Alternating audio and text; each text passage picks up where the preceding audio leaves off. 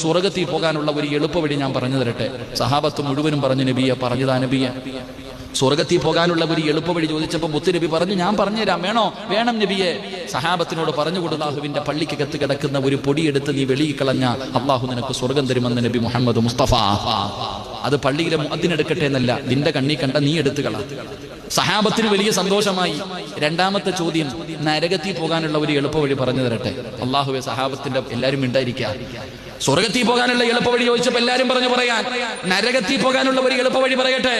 കുറച്ചുപേരും ഉണ്ടാതിരുന്നു. കുറച്ച് സഹാബത്ത് പറഞ്ഞു, നബിയെ പറഞ്ഞതാ നബിയെ.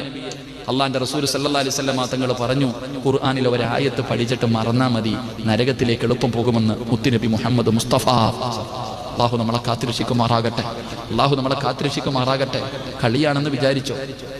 മദ്രസയിൽ പഠിച്ചിട്ടുണ്ടല്ലോ, ഏറ്റവും കുറഞ്ഞത് മദ്രസയിൽ വല്ലുഹായിക്ക് ഒരു ജുസുവൊക്കെ പോകട്ടെ. ആ വല്ലുഹായിക്ക് താഴെയുള്ള അല്ലെങ്കിൽ അലന്തറയ്ക്ക് താഴെയുള്ള ഒരു 10 സൂറത്തെങ്കിലും എല്ലാ മദ്രസകളിലും കാണാതെ പഠിപ്പിക്കുമല്ലോ, സമസ്തയിലൊക്കെ പഠിപ്പിക്കുമല്ലോ. എത്ര എണ്ണം മറന്നുപോയി സഹോദര? ഓർമ്മയുണ്ടോ? വീട്ടിൽ പോയിട്ട് പഠിക്കട ചങ്ങാതി. നരകത്തിലടാ. ഒരൊറ്റ സൂറത്ത് മറന്നുപോയി. ഒരു സൂറത്തല്ല, ഒരായത്ത് നീ മറന്ന നരകത്തില. അള്ളാഹു നമുക്ക് ഓർമ്മശക്തി നൽകുമാറാകട്ടെ. അള്ളാഹു നമുക്ക് ഓർമ്മശക്തി നൽകുമാറാകട്ടെ.